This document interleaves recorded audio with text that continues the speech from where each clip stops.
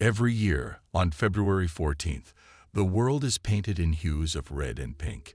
Flowers are exchanged, chocolates gifted, and lovers reaffirm their devotion. We are told it is a celebration of love, a day dedicated to Saint Valentine. But what if I told you that the truth behind this day is far darker than you've been led to believe?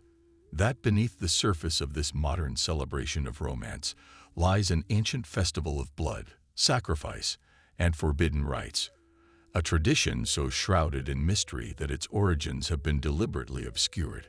Who was the real Valentine? Was he truly a saint of love, or a symbol repurposed to mask something far older? Why do echoes of this festival appear across cultures, hidden within esoteric traditions and occult symbolism? The truth is not what you expect. In this video, we will peel back the layers of deception and uncover the forbidden history of Valentine's Day, one that stretches beyond the Roman Empire into the rites of fertility cults, the persecution of mystical knowledge, and the hidden battle between love and control. Prepare yourself. What you are about to discover may forever change the way you see this day. Before Valentine's Day, before Saint Valentine himself, there was Lupercalia, an ancient Roman festival held in mid-February. It was a day of primal energy, a fusion of fertility rites, sacrifice, and purification. Young men, known as Luperci, would don the skins of sacrificed animals, their hands stained with blood, as they ran through the streets, striking women with sacred whips, a practice believed to increase fertility and ensure safe childbirth. It was a festival dedicated to Faunus, the Roman god of wild nature, and to the legendary she-wolf Lupa, who nursed the founders of Rome, Romulus and Remus.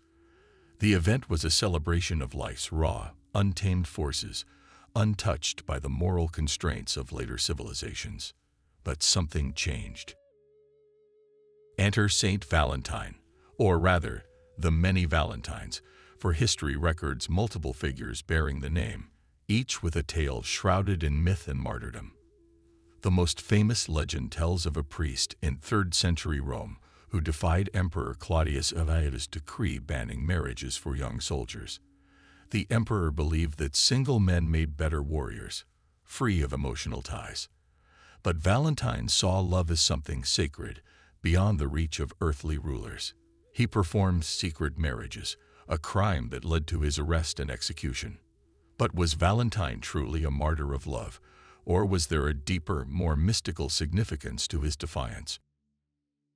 Some believe Valentine was not just a defier of Roman law, but a keeper of ancient wisdom, aligned with the Gnostic sects that sought to preserve hidden teachings on love, soul connections, and spiritual ascension. In Gnostic philosophy, love was not merely an earthly emotion, but a cosmic force, an alchemical union of opposites. Some secret traditions whispered of soulmates, twin flames, and divine unions, concepts that conflicted with the control structures of the early church. Was Valentine's defiance not just about earthly love, but about preserving the knowledge of a spiritual bond that transcends lifetimes? But as history has shown us time and again, such knowledge does not remain unchallenged. History does not erase, it rebrands. In 496 AD, Pope Gelasius I declared February 14th as Street Valentine's Day, effectively absorbing and sanitizing Lupercalia, a festival once soaked in blood and desire. The Church could not destroy Rome's traditions, so it reshaped them. Instead of fertility rites under the full moon, people were told to honor the memory of a Christian martyr, Saint Valentine. But what was the true purpose of this rebranding? Beyond the public narrative of romance, deeper currents were at play. Some historians and esoteric scholars believe the manipulation of Valentine's Day was part of a larger effort to suppress the ancient concept of Heros Gamos, the sacred marriage. Heros Gamos, a term found in mystical traditions from Egypt to Greece, described the spiritual alchemy that occurred when the divine masculine and feminine united, not just physically, but spiritually. It was believed that such unions unlocked higher consciousness, divine wisdom, and inner transformation. But such knowledge threatened the Church's control. A doctrine that saw love as a gateway to the divine could not be allowed. Instead, love was redefined, not as a mystical force of ascension, but as an earthly contract bound by religious laws. Even as the Church reshaped love into a ritual of obedience, underground traditions persisted. Alchemists, mystics, and herbalists continued to treat love as a force beyond mere attraction, an energy that could alter fate. Secret traditions spoke of sigils and incantations, meant to bind soulmates across lifetimes. Elixirs were crafted to open the heart's energy. In some secret sects, Valentine's Day was not merely a day of romance. It was a day of manifestation, a time when the veil between souls was said to be thin, allowing for profound spiritual connections. But all of this was hidden beneath the surface. The world moved forward, and with time, Valentine's Day became something else entirely. As centuries passed, Valentine's Day was no longer about sacred unions, rituals, or divine connections. It became an industry. By the 1800s, the printing press allowed for mass-produced love letters, replacing handwritten poetry. By the 1900s, chocolate companies linked their products to love itself, rewriting tradition in profit-driven ink. In the modern world, Valentine's Day is a billion-dollar empire. But what happens when love is sold, measured, and commodified? Does it lose its power? To the ancients, love was not just an emotion, but an energy, a force of nature that could shape reality. In Eastern traditions, the heart chakra, anahata, was seen as the center of universal connection. In Western mysticism, the Rosicrucians described the heart as a gateway to enlightenment. Even ancient Egyptian texts spoke of the power of love in determining the soul's weight in the afterlife. But the deeper, esoteric understanding of love was buried beneath layers of commercialism. Love was no longer seen as a gateway to divine unity, but a transaction, a thing to be won, owned, or lost. We live in a world where love is pursued, but rarely understood. People chase romance as if it were a goal to be achieved, rather than a state of being to cultivate. Valentine's Day, once a day of mystical significance, has become a performance, a ritual emptied of its original meaning. But what if we could reclaim it? What if love is not something to seek, but something to awaken within? Love is not something we find in another person. It is a force already within us, waiting to be remembered. Long before Valentine's Day became a marketplace for romance, it was tied to the sacred energy of the heart, the bridge between the material and the divine.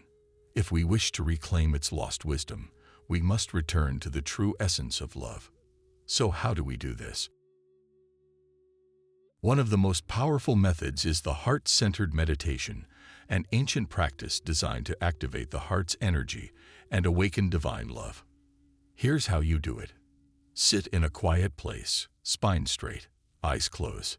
Place your hands over your heart and take deep, slow breaths. With each inhale, imagine a golden light expanding from your chest. With each exhale, send this energy outward, toward loved ones, the world, and even yourself. Feel gratitude, connection, and warmth flooding your being. This meditation, practiced consistently, aligns us with the true meaning of love, beyond material symbols and fleeting romance. To reclaim love's true power, we must see it in everything, not just in romantic relationships. Love is found in acts of kindness, in the warmth of a sunrise, in the embrace of a friend. Love is not something to be bought, but something to be shared freely, without expectation, without ownership. Love is a state of being, a vibration, a remembrance of the divine essence within all things. When we live in love, rather than chase it, we liberate ourselves from illusions. The truth is, love was never meant to be confined to one day, one person, or one expectation. When we strip away the layers of conditioning, we remember. Love is not a game to win, but a force to embody. Love is not a possession, but a flow of energy. Love is not found outside, but awakened within. History is filled with stories of truths buried, rewritten, or erased. Valentine's Day is no different. What began as a ritual of fertility, love, and spiritual connection was twisted by time, religion, and commerce into something far removed from its origins. And yet, the truth was never destroyed, only hidden.